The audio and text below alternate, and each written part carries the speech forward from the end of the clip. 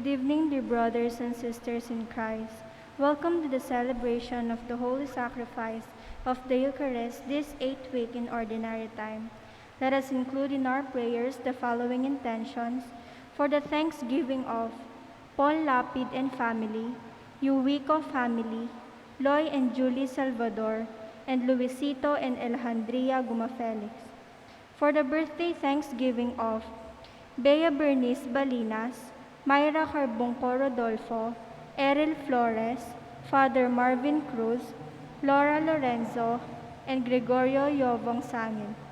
For the special intentions of Elmer Cura, Rosana Reyes, Lynette David Nucum, Jimmy and Inday Santo Domingo, Yoli Pineda, Joy Espino and family, Bernie Baby Henson and family, Danilo and Zenaida Maniti and family, Alvin Maniti, Willie and Jojo Hamoy, Vic and Del David and family, Janeslyn Reyes, Eleanor Ventura, and Phil Janet Castro and family.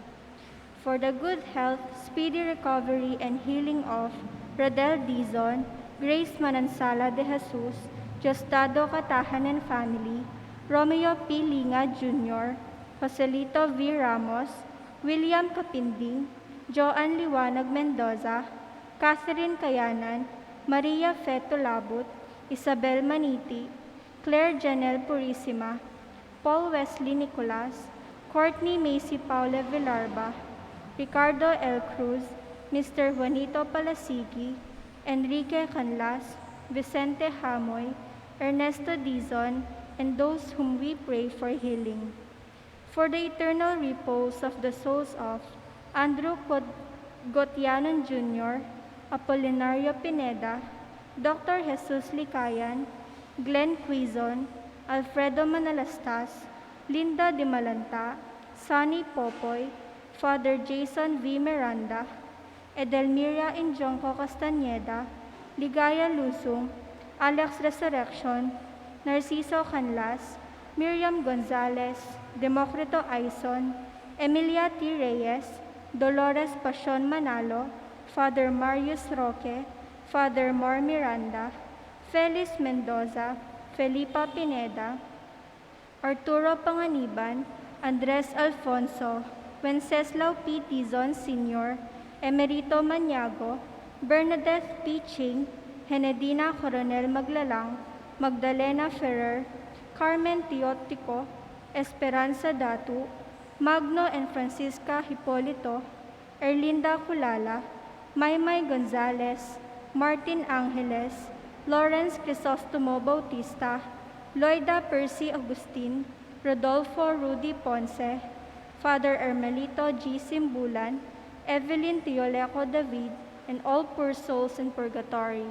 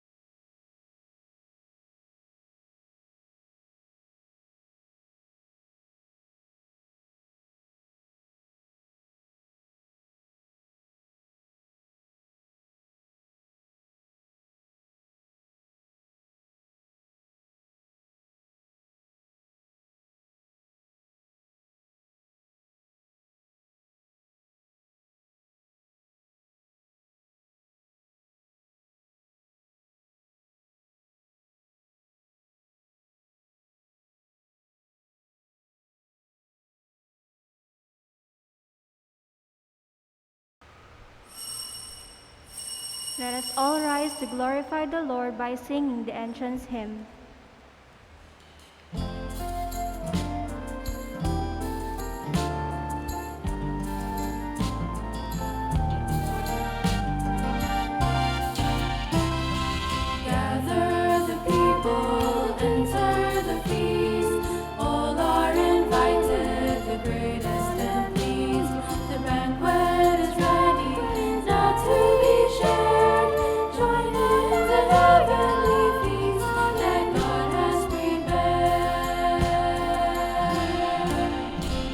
In the name of the Father, and of the Son, and of the Holy Spirit. Amen. The grace of our Lord Jesus Christ, the love of God, and the communion of the Holy Spirit be with you always. And with your spirit. Good evening, my dear friends. Good evening, Father. We are back to our ordinary days of our Mass. That's why I'm wearing green again. To the everydayness of our life, we continue our devotion and life. And for our gospel, the Lord invites us, like Peter was asking, that we have given up so much. But what is important is not what you gain, only what you keep, but also what you are willing to give up to show your love and to show your utmost devotion. Sometimes it's good for us to gain. It's good for us to get more. But most challenging is when we let go. And for this, we ask the Lord for pardon for the times that we sin in this way. Together we pray. I confess to Almighty God and to you, my brothers and sisters, that I have greatly sinned in my thoughts and in my words, in what I have done and in what I have failed to do, through my fault, through my most grievous fault. Therefore I ask the Blessed Mary, ever Virgin, all the angels and saints, and you, my brothers and sisters, to pray for me to the Lord our God. May Almighty God have mercy on us, forgive us our sins, and bring us all to everlasting life. Amen. Lord, have mercy. Lord, have mercy. Christ, have mercy. Christ, have mercy. Lord, have mercy. Lord, have mercy. Let us pray. Grant us, O Lord, we pray, that the course of our world may be directed by your peaceful rule, and your church may rejoice untroubled in her devotion. Through our Lord Jesus Christ, your Son, who lives and reigns with you in the unity of the Holy Spirit, one God, forever and ever. Amen. The Liturgy of the Word.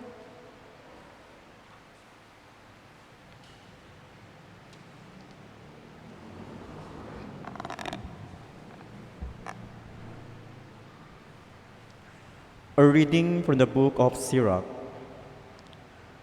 To keep the law is a great oblation, and he who observes the commandments sacrifices a peace offering. In works of charity, one offers fine flour, and when he gives alms, he presents his sacrifice of praise. To refrain from evil pleases the Lord. And to avoid injustice is an atonement. Appear not before the Lord empty-handed, for all that you offer is in fulfillment of the precepts. The just one offering enriches the altar and rises as a sweet odor before the Most High. The just one's sacrifice is most pleasing, nor will it ever be forgotten. In a generous spirit, pay homage to the Lord. Be not sparing of free will gifts. With each contribution, show a cheerful countenance, and pay your tithes in a spirit of joy. Give to the Most High as He has given to you generously, according to your means. For the Lord is one who always repays, and He will give back to you sevenfold. But offer no bribes, this He does not accept. Trust not in sacrifice of the fruits of extortion. for he is a God of justice, who knows no favorites. The word of the Lord. Thanks be to God. Let our response be, to the upright, I will show the saving power of God. To the upright, I will show the saving power of God. Gather my faithful ones before me, those who have made a covenant with me by sacrifice, and the heavens proclaim his justice, for God himself is the judge. To the upright, I will show the saving power of God. Hear my people, and I will speak. Israel, I will testify against you. God, your God, am I. Not for your sacrifices do I rebuke you, for your burnt offerings are before me always. To the upright, I will show the saving power of God. Offer to God praise as your sacrifice, and fulfill your vows to the Most High. He that offers praise as a sacrifice glorifies me. And to him that goes the right way, I will show the salvation of God. To the upright, I will show the saving power of God. Let us all rise to honor the Holy Gospel.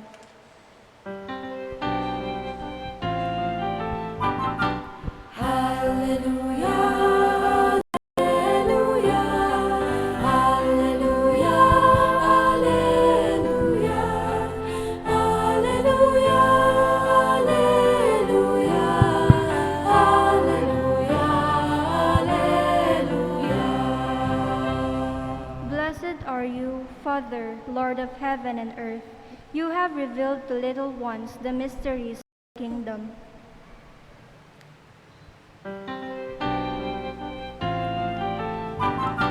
Hallelujah, hallelujah, hallelujah, hallelujah, hallelujah, hallelujah, hallelujah.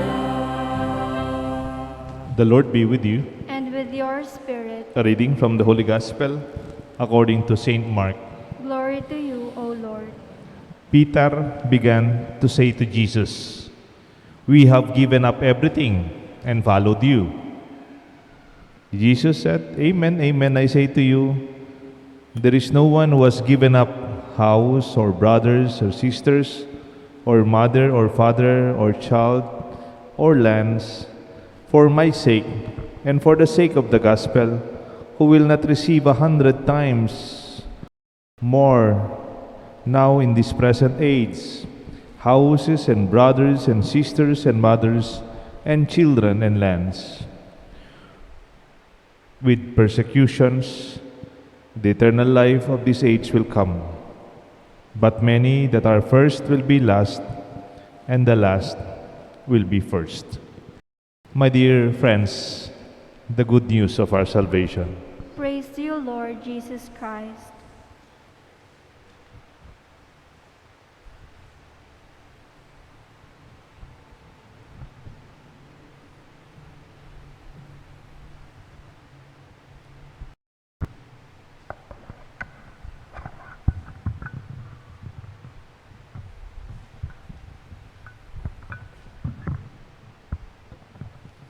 In the name of the Father, the Son, the Holy Spirit.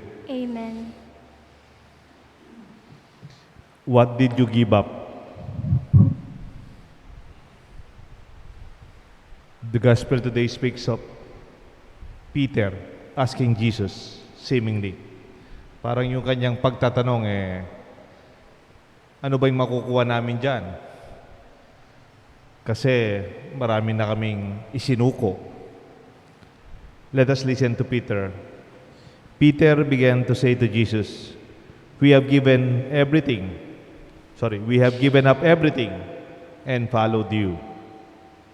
Kung tignan mo po itong salitang ito, para bang kita mo naman Jesus ang dami ko nang giniba para sa iyo.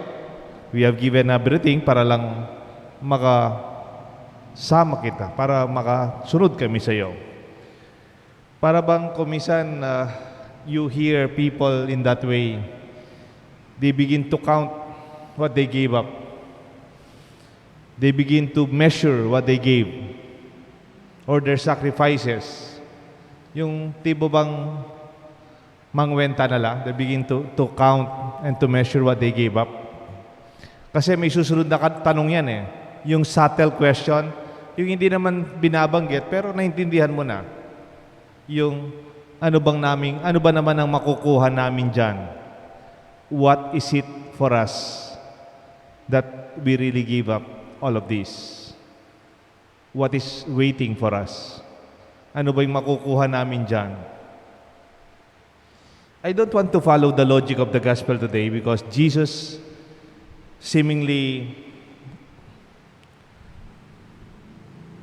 answered Peter to abate his fear and insecurities, as Peter would claim he have given everything to follow Jesus. Huwag po natin munang sundan yung logic that Jesus talked about. Those who give up spouses and brothers and sisters and parents, lands and children for the kingdom of God and the gospel will receive 100-fold brothers and sisters, houses, lands and children. Huwag po natin tignan yon. Hanggang doon lang. Ano ba naman masama if you gave up something because of love? Pag ikaw ay nagmamahal at ikaw ay nakakita ng tunay na mahalagang tao at may relasyon na napakahalaga, you are willing to give up everything. Hindi ko po alam, baka magalit sa akin yung mga kilala kong accountants o kaya CPA. Kasi yung CPA, accountant, simple lang po ang kanilang measurement of your net worth. Kung ano ang halaga ng pag-aari mo, kung ano lang yung nakapangalan sa iyo. Measurable. Pwede mong mabilang. What you keep, what you have. Ang tawag dyan, tanggalin mo lahat yung mga liabilities mo, it is your net worth. Sa iyo yan. Pero gusto ko pong mag-propose another way of looking at it. Hindi naman po on the level of accounting and from the perspective of business management. Hindi po. Tignan ho natin to. I would like to propose this. The value of what you have is not only equivalent to the sum of what you keep. The value of what you have also includes the sum of what you gave up to keep what you have now. Medyo confusing na konti. Ang tunay na sa'yo, hindi lang kung anong hawak mo ngayon. Ang tunay na sa'yo, ang halaga ng tunay na sa iyo, kung ano ang binatawan mo para lang mahawakan mo ang talagang nasa iyo ngayon. Maybe I would like to rephrase it. Value is not only about how much you have, but value is also seen on how much you gave up. Bigyan ko po kayo ng kalimbawa. May nag-text po sa akin minsan. Nagsisimba po siya sa misa natin. Regularly, with the family. Ang trabaho niya, nasa finance po sila. It's a big bank, international bank. Matas na po yung posisyon niya. Mahalaga yung mga meeting niya. Eh dahil international bank, maybe their meetings are, yung oras nila, hindi kamukha ng oras natin. Pero nakabase siya sa Pilipinas. Nag-text siya sa akin, sabi niya, I cancel meetings to attend the Mass. May repeat? I cancel meetings to attend the Mass. Gaano po kahalaga yung misa? Sa oras niyang binigay sa misa, nagsisimba siya alas 6 ngayon, hanggang mamaya maybe 6:45? Yes. Pero paano pa nagiging mas mahalaga yung misa para sa kanya? Kung ano ang binitawan niya para lang makasimba siya. Katumbas ng meeting na kinansel niya. Nalinipat niya ng oras. Even the mentality of the economy of the scale. Di ba may expression? Economy of the scale. Ano po ito? The number, the volume matters. How much and how many, the better. Kung mas marami, mas maganda. Kung nagtitinda ka, kung mas marami yung benta mo, better. Kung nagdideposito ka sa bangko, pag mas marami yung deposito mo, better. Mas marami yung leverage mo for maybe interest or maybe other concerns that you can take advantage of. It's called economy of the scale. O bigyan ko pa rin ng halimbawa, mas simple. Kung meron kang 3 baboy, mas maganda siguro 15 baboy na ang yung palaki. The more, kunyari, nagpapagod ka sa 3 baboy araw-araw. Ano ba naman yung gawin mo ng 15 para yung pagod mo for the day? Pareho din, and income mo mas malaki. Economy of the scale. Ganyan ang pag-iisip ngayon. Kaya nga, meron tayong expression, mass media, mass communications, mass marketing, mass production, maramihan, bulto-bulto. Even in politics, number of votes matter, period. Kung wala kayong number, wala kayong volume, they could let go of you and your sector. Even sa eskwelahan, matagal po ako sa eskwelahan, the financial management of a school rests on the volume of students and the cost of their fees. Diyan po iikot ang budget mo, ang sweldo, ang purchases nyo, and the rest of the operations. The higher the volume, the better. Even in sales, more, then you become a successful salesman. Productivity and more output is the name of the game. Even in economics, as I mentioned, it is economy of the scale. Pag marami, mas maganda. More is better. Pero kung minsan, ang accounting, ang mathematics ng Diyos, ang pagbibilang ng Diyos, ang pagpapahalaga ng Diyos, ang pagpapahalaga ng ating pananampalataya, pero ibang-iba sa pagbibilang at pagpapahalaga ng mundo ngayon. Just to further describe what I mean, gumamit pa po tayo ng isang parable. Do you remember the parable of the lost sheep? The lost sheep in Matthew 18:10 to 14. Meron siyang 100 na tupa, nawawala yung isa. Kung economy of the scale, alin yung mas mahalaga? Yung 99 o yung isa? Siyempre yung 99. Mahalaga yung 99 versus 1. Kung practical ka lang. Pero nung ginawa ng mabuting pastol, iniwanan niya yung 99. Bah, iniwanan niya. Delikado yung ginawa niya yun. Pwedeng nakawin, pwedeng dumating yung asong gubat, pwede rin silang mawala. But the good shepherd followed that one sheep. Question. With our perspective, how valuable is the one sheep? How do you measure the value of the one sheep? One sheep is to equal one sheep? Hindi. Ang halaga ng isang nawawalang tupa kasing halaga nung 99 na iwanan niya. That's how valuable one sheep is. Because the good shepherd can abandon the 99 just to follow you and look for you. Ganyan kahalaga kahit yung mga makasalanan, yung naiiwan, yung mga hindi na pinapansin na mundo, ganyan tayo kahalaga sa Diyos. That your value as a person is more valuable than those people you could let behind kasi kaya na nila. Value of one sheep is actually not one sheep. It is equal to what the good shepherd gave up. Ganyan din yung sa mag-asawa.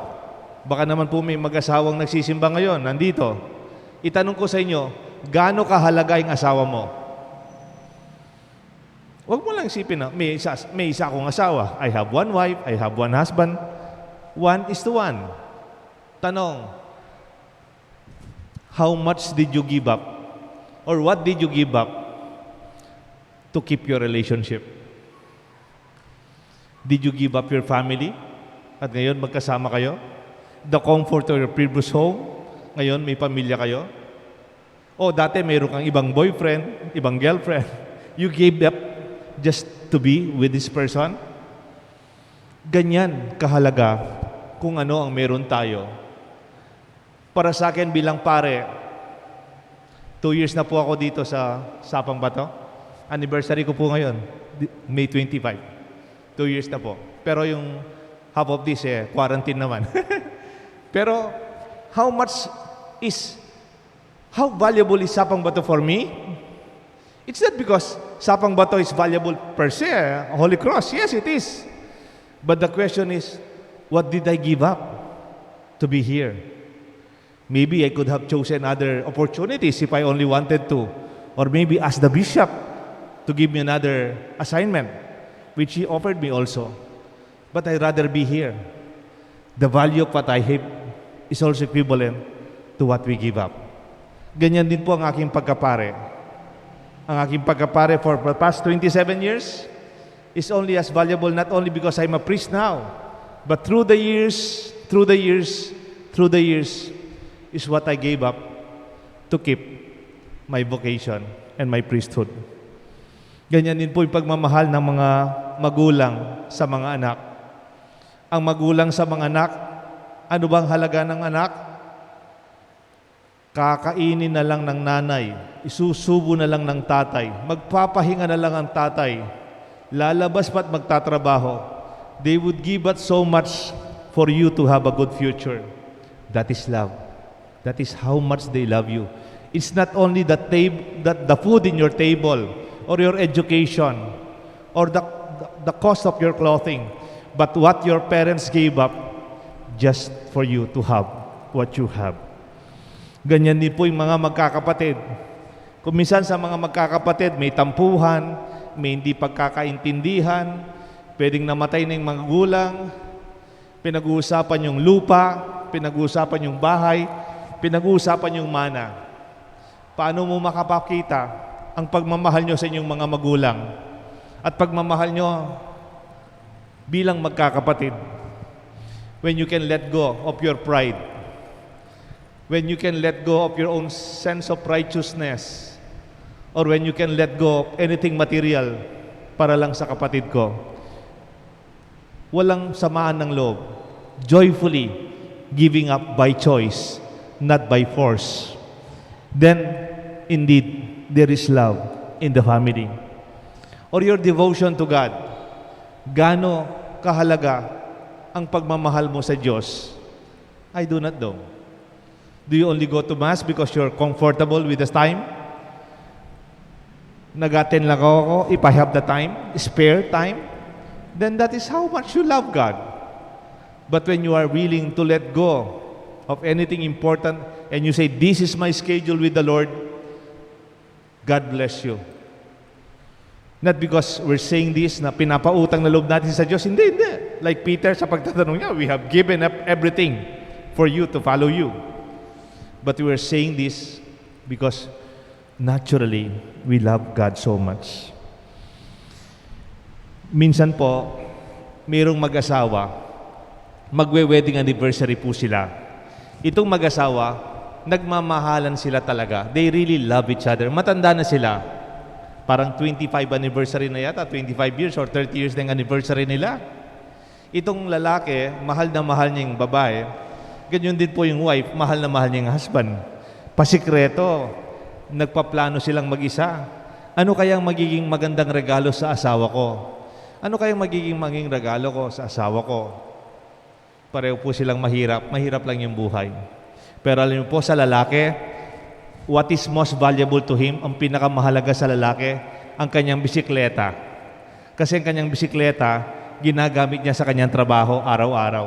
Para ka makapunta sa kanyang trabaho, kailangan niyang magbisikleta at kailangan niyang magbisikleta pa uwi. That is the only transportation. Otherwise, pag sira yung bisikleta, usually naglalakad. Alis siyang mas maaga, late siyang nakakauwi. Sa babae naman, ang pinakamahalaga sa kanya, what is most valuable, is her long hair. Literally. For many, many years, yung kanyang mahabang buhok, kilalang kilala siya sa kanyang mahabang buhok. Beautiful long hair. Yan ang kanyang pinagmamalaki at pinakamahalaga. Nung dumating ang kanilang anniversary, yung lalaki, binili niya ang kanyang asawa, yung alam niyang gusto niya, yung necklace. Minsan kasi narinig ng kanyang husband, gusto ko magkaroon ng necklace, no? Parang bagay yata sa akin na meron akong necklace. Yun ang ginawa ng lalaki. Binili niya ng necklace ang kanyang asawa. Yung naman babae, alam na alam ng babae, gustong-gusto ng asawa niyang lalaki magkaroon ng wristwatch, relo. Ang ginawa ng babae, binili niya ng relo ang kanyang asawa. Kaya lang pareho silang walang pera. Walang pera. Mahirap lang sila. Alam niyo anong ginawa ng lalaki? Para mabili niya ng necklace ang babae, binenta niya ang pinakamahalaga sa kanya, ang kanyang bisikleta. Alam niyo anong binenta ng babae para magkaroon siya ng pera, may biling relong kanyang asawang lalaki? Pinaputol niya yung buhok niya at binenta niya ang buhok niyang mahaba at binili niyang wristwatch ang kanyang anak, ang kanyang asawa na lalaki. You know, when they exchange their gifts, they were crying. They were crying. Why? Because they knew how much they love each other. It's not the amount of the wristwatch. It's not the amount of the necklace. Hindi pinag-usapan yon. Nakita nila yung pagmamahal nila sa bawat isa, hindi sa regalo mismo. Yung halaga ng kanilang pagmamahal, hindi mo makikita sa relo at saka dun sa kwintas. Makikita mo, alam nila, they know very well that they love each other so much that the man can give up his bicycle and the wife could give us her long, beautiful hair in exchange to a gift that they could give to their beloved. You realize how much the watch is or the necklace? It's not the amount. It's what you are willing to give up to express that love. And so, my dear friends, I would just want to ask you a question. How much and what did you give up? To express your love is not only what you give, it's also what you are willing, joyfully, to give up. This is real love. This is an expression of real devotion to God and to one another, the Father, the Son, and the Holy Spirit. Amen. Please stand.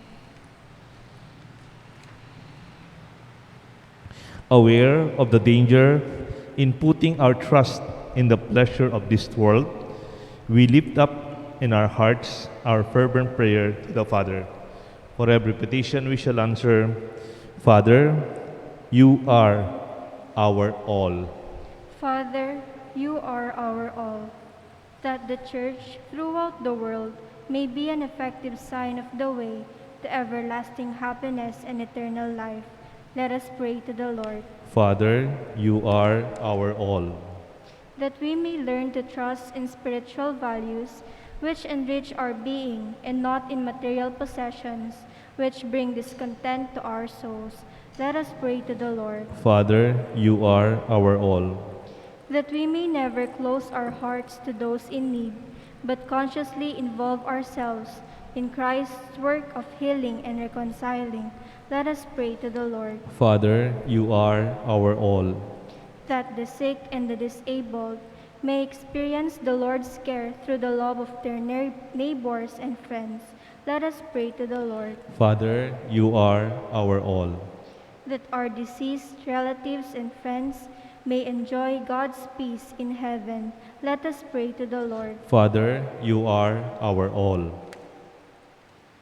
In silence, we offer to the Lord our personal intention.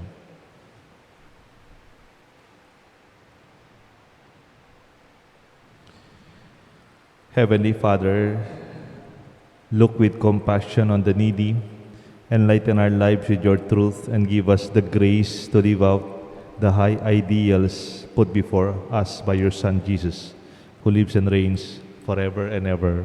Amen. The Liturgy of the Eucharist.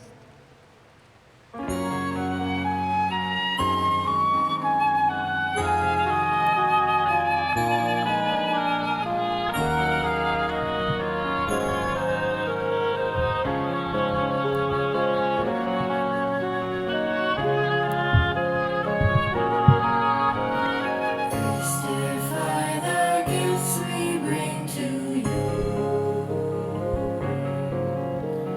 Bounty of the earth receive anew.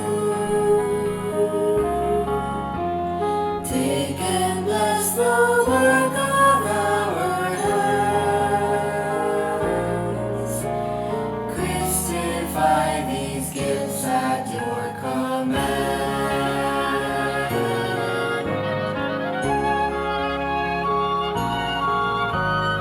With this bread and wine you Christify. This bread and wine you Christify. Now our deepest thirst you satisfy. Our deepest thirst you satisfy. We who by this bread you sanctify. This bread you sanctify. Draw the world for you to Christify. We who by this bread you sanctify. By this bread you sanctify. Draw the world for you to Christify.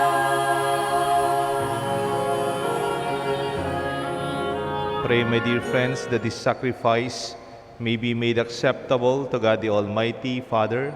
May the Lord accept the sacrifice at your hands for the praise and glory of his name, for our good and the good of all his holy church. O God, who provide gifts to be offered to your name, and count our oblation as signs of our desire of service to you with devotion, and assure mercy that we may be granted the source of merit, may also be helped to attain the merit's reward. We ask this through Christ our Lord. Amen. The Lord be with you. And with your spirit, Lift up your hearts. we lift them up to the Lord. Let us give thanks to the Lord our God. It is right and just, It is truly right and just, our duty and our salvation, always and every word to give you thanks, Lord, Holy Father, Almighty and eternal God. For out of compassion to the waywardness that is ours, he humbled himself and was born of the Virgin. By the compassion of the cross, he freed us from unending death, and by rising from the dead, he gave us eternal life. And so with all the hosts and powers of heaven, we sing the hymn of your glory. Without end, we acclaim.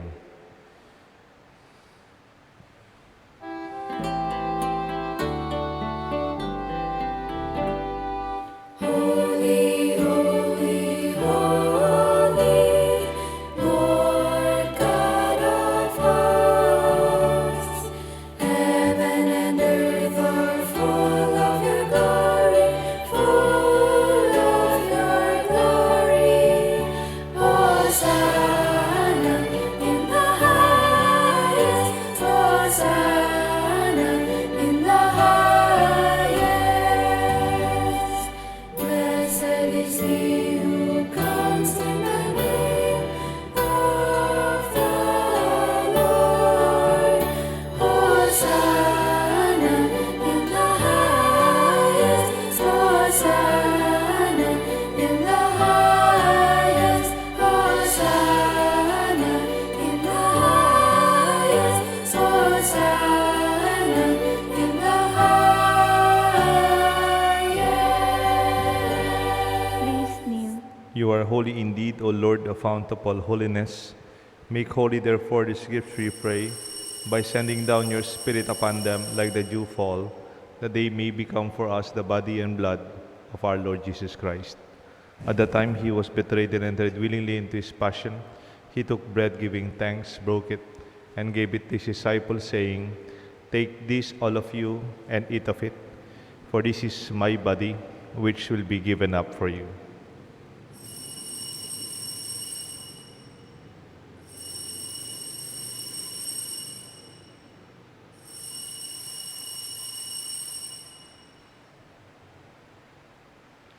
In a similar way, when supper was ended, he took the chalice once more, giving thanks. He gave it to his disciples, saying, "Take this, all of you, and drink from it. For this is the chalice of my blood, the blood of the new and eternal covenant. It will be shed for you and for many for the forgiveness of sins. Do this in memory of me."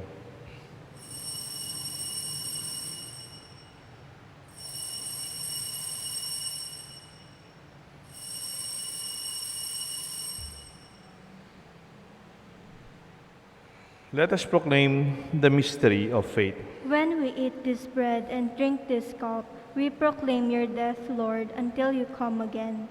Therefore, as we celebrate the memorial of his death and resurrection, we offer you, Lord, the bread of life and the chalice of salvation, giving thanks that you have held us worthy to be in your presence and minister to you.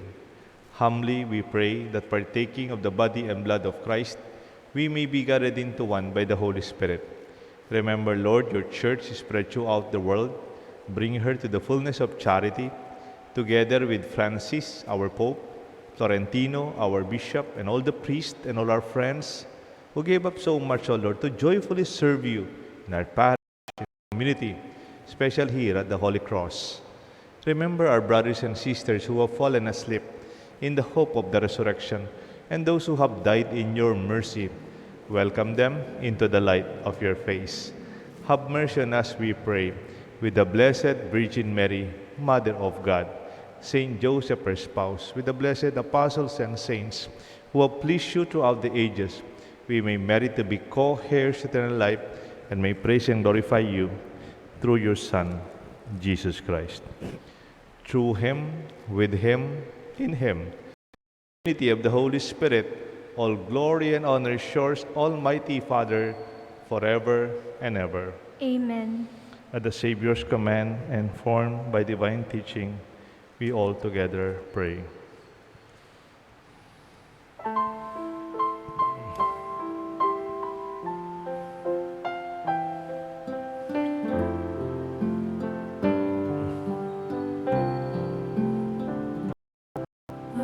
Our Father, who art in heaven, hallowed be thy name. Thy kingdom come, thy will be done on earth as it is in heaven. Give us this day our daily bread, and forgive us our trespasses, as we forgive those who trespass against us. And lead us not into temptation, but deliver us from evil.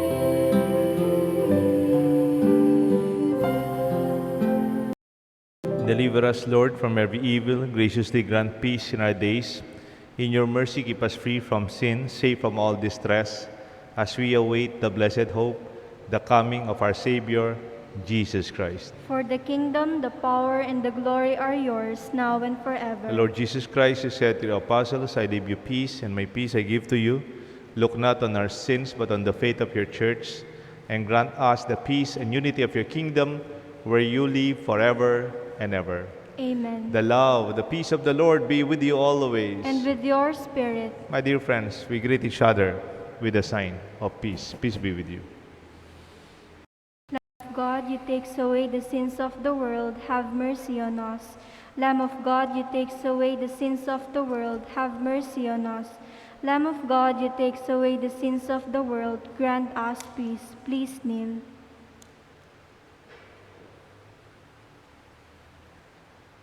Behold the Lamb of God. Behold him who takes away the sins of the world. Blessed are those called to the supper of the Lamb. Lord, I am not worthy that you should enter under my roof, but only say the word, my soul shall be healed.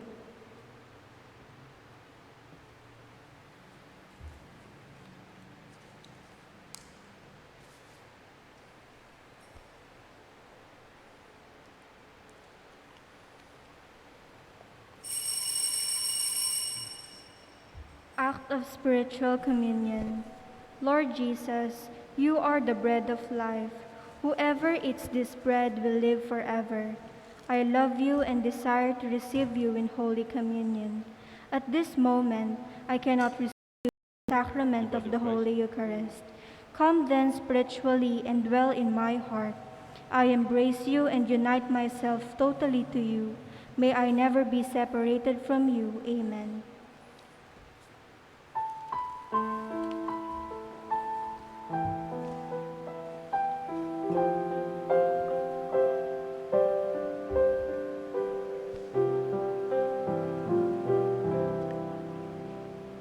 I love the Lord. He is filled with compassion. He turned to me on the day that I call from the snares of the dark. Oh Lord, save my life, be my strength.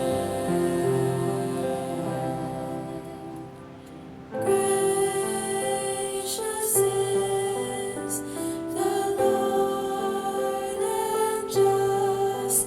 Our God is mercy. Rest to the weary. Return my soul to Lord our God, who bids tears away.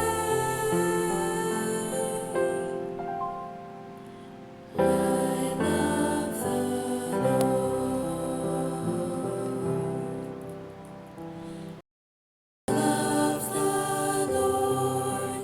He is filled with compassion. He turned to me on the day that I call from the snares of the dark. Oh Lord, save my life, be my strength.